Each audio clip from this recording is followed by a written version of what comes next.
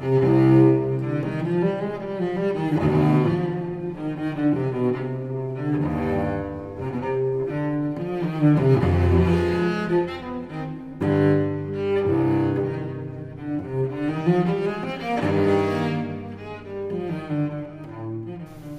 have first to consider the simple unitary substance itself and the immediate organization of its moments, which are present in the substance, but as yet have not been stirred into life, in the same way that nature displays itself in the universal elements of air, water, fire, and earth. Air is the enduring, purely universal, and transparent element. Water, the element that is perpetually sacrificed. Fire, the unity which energizes them into opposition, while at the same time it perpetually resolves the opposition. Lastly, earth, which is the firm and solid knot of this articulated whole, the subject of these elements and of their process, that from which they start and to which they return. So in the same way, the inner essence, or simple spirit, of self-conscious actuality displays itself in similar such universal, but here, spiritual, masses or spheres, displays itself as a world. In the first sphere, it is an implicitly universal, self-identical spiritual being. In the second, it is explicitly for itself and has become inwardly divided against itself, sacrificing and abandoning itself. In the third, which as self-consciousness is subject, it possesses it directly in its own self, the force of fire. In the first, it is conscious of itself as an intrinsic being, but in the second, it develops an explicit being of its own by sacrificing the universal. Spirit, however, is itself at once the essence and the actuality of the whole, which sunders itself into a substance which endures, and a substance which sacrifices itself, and which at the same time also takes them back into its unity. It is both the outburst of flaming fire which consumes the substance and also the abiding form of that substance. We see that these spheres correspond to the community and the family in the ethical world, without, however, possessing the native spirit peculiar to the latter. On the other hand, while destiny is alien to the spirit, here self-consciousness is and knows itself to be the real power of these spheres. In paragraph 492, Hegel is drawing an analogy between what he calls the elements of nature and what is going on with substance and spirit in this culture section.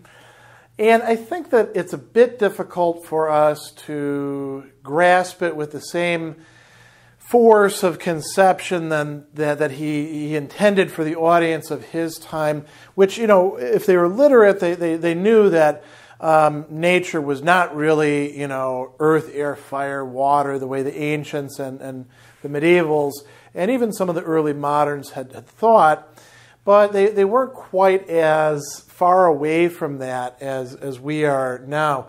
So it's important, I think, in this passage not to see Hegel is doing something like, you know, appealing to alchemy or anything along those lines, but to look very closely at what it is that he's saying about these elements and what their parallels would then be in spirit. So he says we have to first consider the simple unitary substance itself in the immediate organization of its moments, which are present in the substance but as yet have not been stirred into life. And now notice by the very end of this, he's going to be talking about some ground that we've already tread, some familiar ground, talking about destiny, talking about the ethical world, the community, the family, all those sorts of things. So it's not as if he hasn't already gone over this a bit. Now we're moving into a different section where the differentiation is going to take place through other values, through other instantiations of what the substance, in this case understood in terms of human culture, is going to be. So why is Hegel bringing up stuff like earth, air, fire, and water? Well, we have to look at what those actually do. So he says, in the same way nature displays itself in the universal elements of air, water, fire, and earth.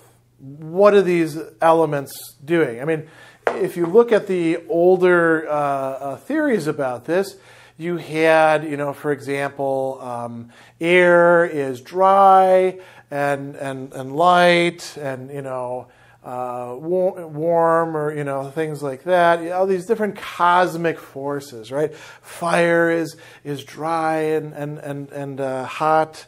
So air must be dry and cold. And these, worked in with each other, and there were these sort of complex theories about, well, what are bones made of? Earth plus a certain amount of this and a certain amount of that. Hegel's not interested in any of that. What is he interested in here? I mean, he tells you right here in the text.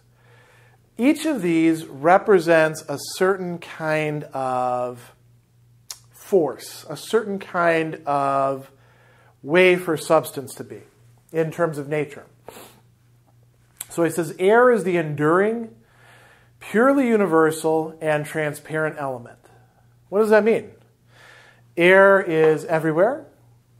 Air doesn't do an awful lot in terms of the way in which Hegel is conceptualizing the process. I mean, we know, of course, that air does a lot of things meteorologically for ourselves, and Hegel's not worried about that. Then we have water. Now, notice what he says about water. Water is the perpetually sacrificing element. And yet it doesn't go away, does it? So the sacrifice is not a complete sacrifice of its being. He says water is the element that is perpetually sacrificed. Then fire, the unity which energizes them into opposition, while at the same time it perpetually resolves the opposition. Now, if you think about fire that we have today, we think about fire primarily consuming things. And as a matter of fact, I mean, this is a bit of a side note, but if you think about the evolution of the planet, not only in terms of the evolution of life, but also meteorological and even what we might call, potentialities for chemical phenomenon, apparently, from what, the scientists think, it wasn't even possible to have fire as such through a good portion of Earth's history. Certainly hot things, but we had to have enough oxygen in the air for that kind of oxidation to be taking place. That actually required a change of things through life. Now, what is Hegel talking about here in terms of fire? This is very similar to how, say, the Stoics conceived of fire, or the way other people who are using fire as kind of a stand-in for other elements. Heraclitus, in this case, too. Fire is the logos, the reason that runs through things, or the word, if you like. He talks about fire as putting things into their oppositions, right? So fire is the dialectical element, isn't it? And then resolving those oppositions. So we've got three elements here. Then he says something that's really kind of mind-blowing about Earth. Earth, he says, here we go, is the firm and solid what? Firm and solid fundament. No, he doesn't say that. The firm and solid knot, the tying together of this articulated whole. What is the articulated whole? The whole of all the elements. So there's a kind of self-reflectedness in earth, as well as in fire, which presumably is, not just opposing other things to each other, but also to itself, and in water. But earth is tying them all together. There's another place later on where Hegel is going to use this term knot, and that's in the religion section when he talks about religion as binding together all of the previous dialectical developments in consciousness, self-consciousness, reason, spirit. So this is a very strange kind of natural typology of the elements, isn't it? What is Hegel after here? Well, he tells us. He says, in the same way, the inner essence or simple spirit or self-conscious actuality displays itself in such universal, but now here, spiritual masses or spheres. We saw this before with ethical substance, right? Breaking itself up into spiritual masses. We saw this in terms of it as doing so through laws. We saw it doing this in terms of the family and the state, the community. Now we're seeing it in terms of other developments that are more directly tied with culture. And this Hegelian movement of, beginning from certainty, trying to move to truth, losing certainty in the process, coming back, and trying to have truth and certainty together. Or another way of looking at this, original, immediacy, alienation of alienation, coming back, but no longer coming back to exactly the same place, but a sublated, higher level of the original position. So he says, what are these spheres like? In the first sphere, it is an implicitly universal, self-identical spiritual being. Sort of like air, right? In this discussion. So a self-identical spiritual being, something that exists in what Hegel calls immediacy, right? Something you can take for granted. He says, in the second, it is explicitly for itself and has become divided against itself.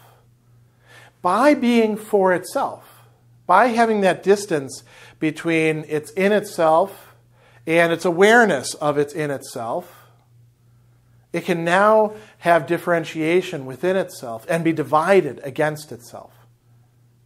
This is what it is to have culture, to develop culture, to enculturate oneself, to form oneself. Two different ways in which we can translate bilden, sich bilden, working upon oneself, as opposed to Bildung, the process or the product of that enculturation.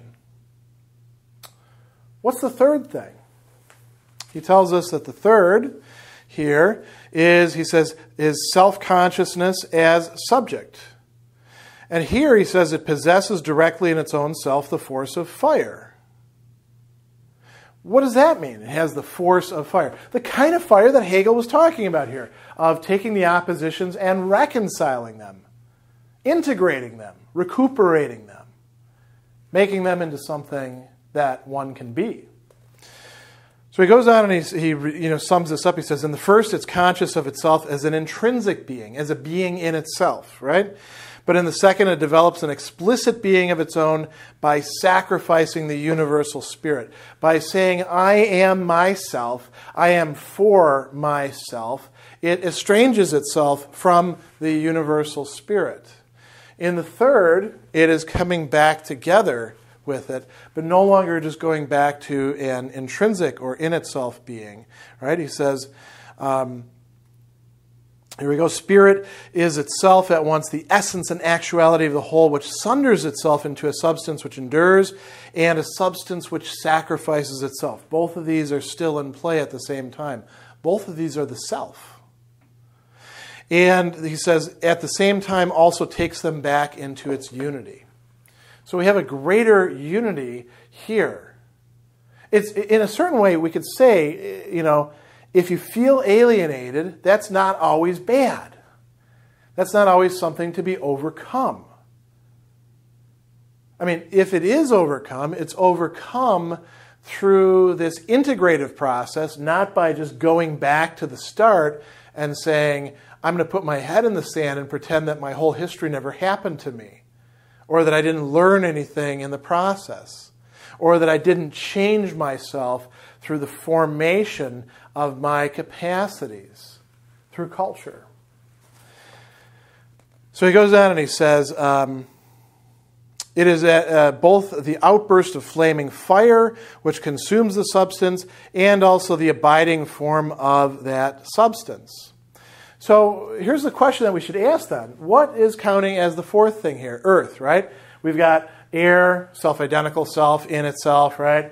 We've got water, inwardly divided against itself, self-sacrificing, all that sort of stuff. We have fire, this cool process, reminiscent of the Heraclitean or Stoic logos, wonderful stuff. Then we've got earth, this knot that ties them all together. What's corresponding to that down here? There isn't a complete correspondence in this passage.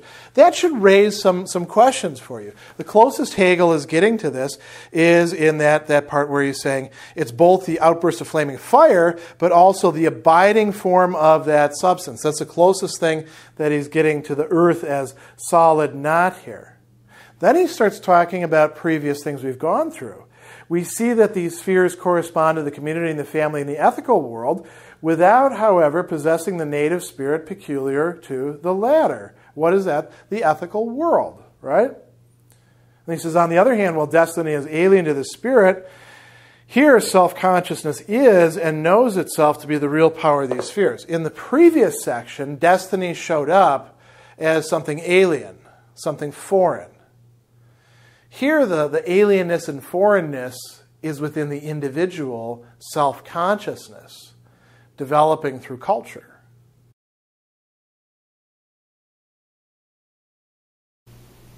We have to consider how, in the first instance, these two members are represented within pure consciousness as thoughts, or as having only an implicit being, and also how they are represented in actual consciousness as having an objective existence. In the simple form of thoughts, the first is the good, the self-accordant, immediate, and unchangeable essence of every consciousness, the independent spiritual power of in itself, alongside which the activity of actual consciousness is something merely incidental. Its other, on the contrary, is the passive spiritual essence, or the universal, insofar as it surrenders itself and allows individuals to get in at the consciousness of their separate existence. It is the essence that is null and invalid, the bad. This absolute breakup of the essence is itself permanent.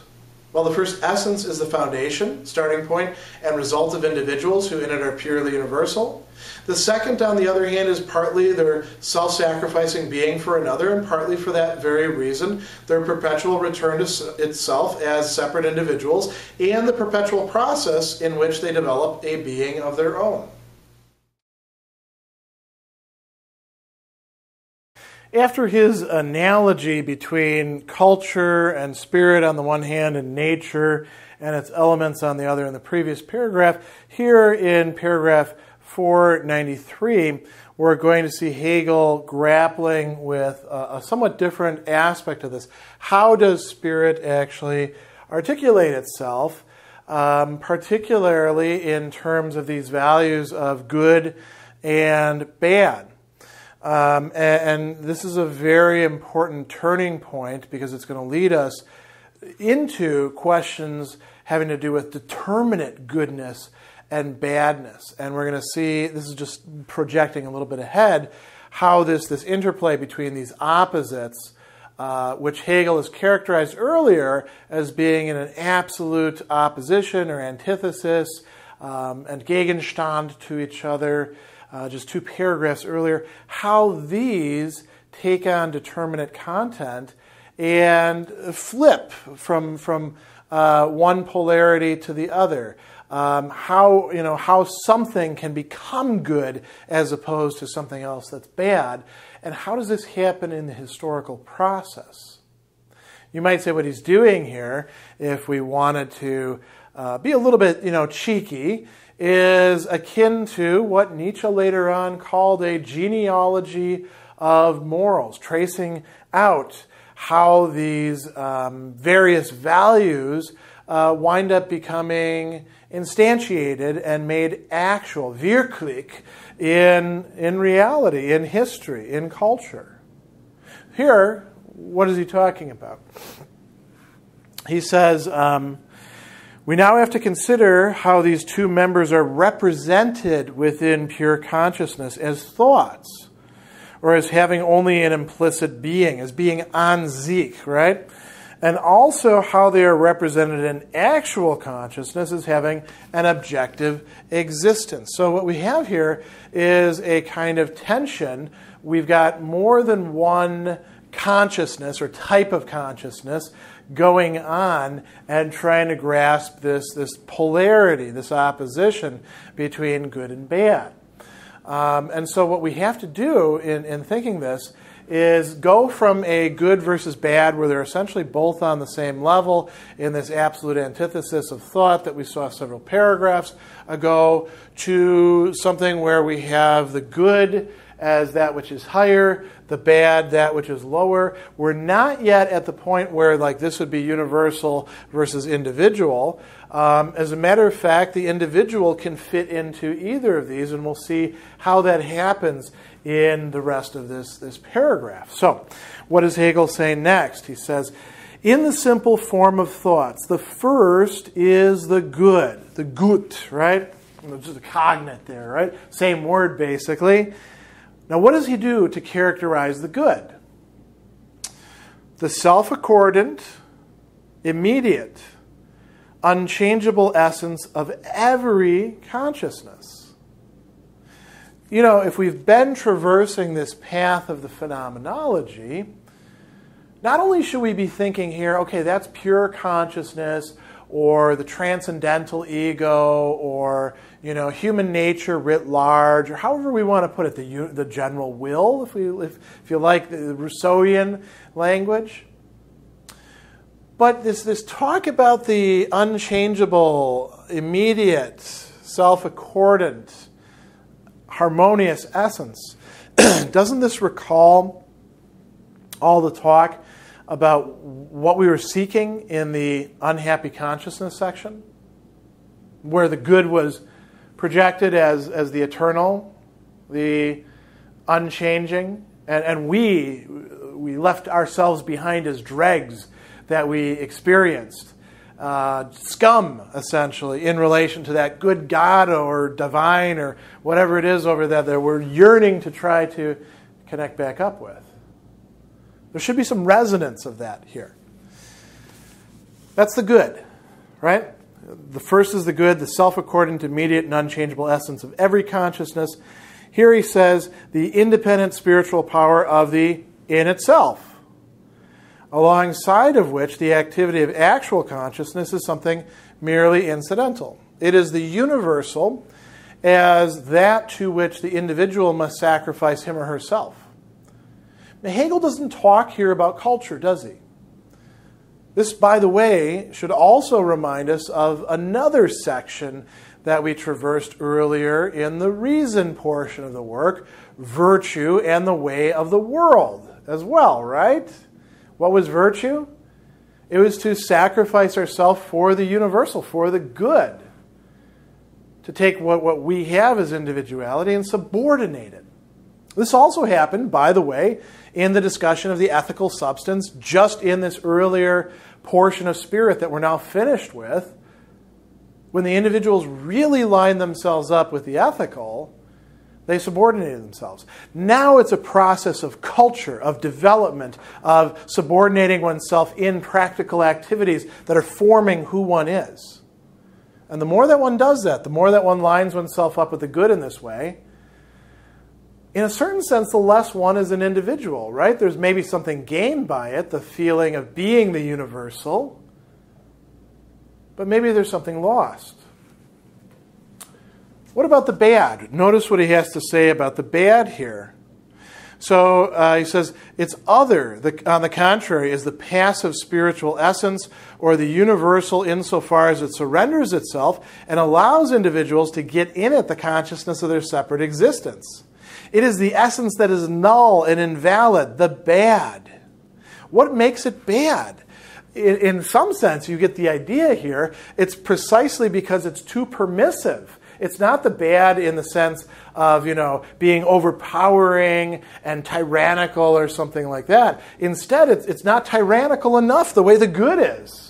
This is a very interesting conception, isn't it? And this is the Schlecht, right? Notice that Hegel does not say the Böse, the evil here at this point, but rather the Schlecht, that which is, in a certain sense, deficient. It falls short of the good. It's not as, if it has any goodness, it's not as good as the good, right?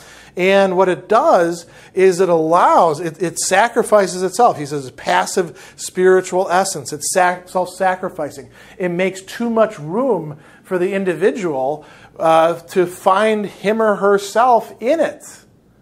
as individual, as actual consciousness. Not just as subordinated to the universal, as being a good boy or good girl, but being an actual boy, actual girl, with desires, with a history, with screw-ups on their record, and thoughts about what that means. Well, this is a very interesting conception of good and bad, isn't it? So he goes on and he says, this absolute breakup of the essence is itself permanent. While the first essence is the foundation, starting point, and result of individuals who in it are purely universal, the second, on the other hand, is partly their self-sacrificing being for another. So notice what we have opposed here is not the in itself to the for itself, but the in itself to the for another on the part of the universal. This is what allows the individual to become for itself, right? There's room in the bad for the individual to become for itself. There isn't enough room here at this point in the good for the individual to become for itself. Now this is rather fascinating, isn't it? This is not Hegel's final word on goodness and badness, of course, but this is an important stage, isn't it? You see how much this stands out.